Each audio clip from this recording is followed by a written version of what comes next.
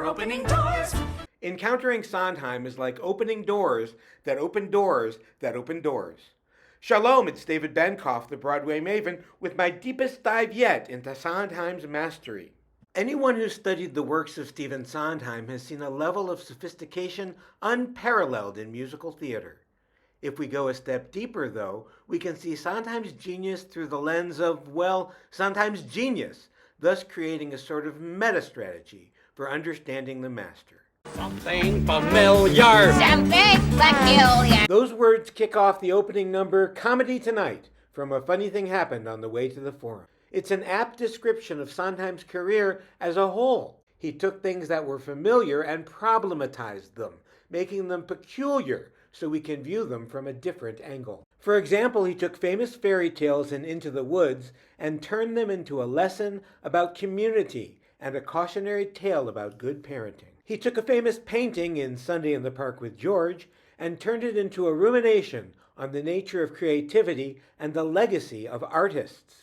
And starting with 1970's Company, Sondheim made the very notion of a musical peculiar, with spectacular results, as he helped pioneer the concept musical, in which conventional chronology and plot are abandoned in exchange for a deeper dive into theme and characterization. There's lots more meta-Sondheim in Sunday, since it's based on a pointillist painting. They require seeing lots of little dots in order to perceive a much larger, coherent picture. Similarly, it's necessary to go deep and wide in connecting the dots of Sondheim's career, examining his work as a whole, each show, and progressively closer, each song, each lyric, even each word.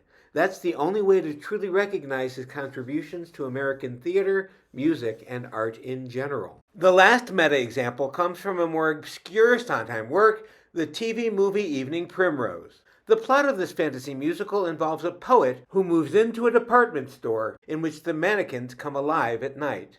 A poet in a department store is a nice metaphor for Sondheim's music, since he constantly dipped into pastiche. He wrote, for example, the torch song Losing My Mind from Follies, the Witch's Rap in Into the Woods, and the Carpenter-style love ballad Unworthy of Your Love from Assassins. Which of these theories of meta-Sondheim do you like the best?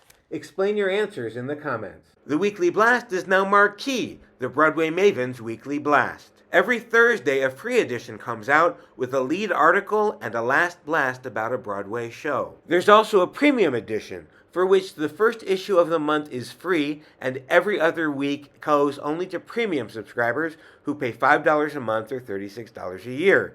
It includes piano talks, news, reviews, features, videos, quizzes, and more blasts. Find information on all classes and projects at thebroadwaymaven.com. And here's a video I think you'll like.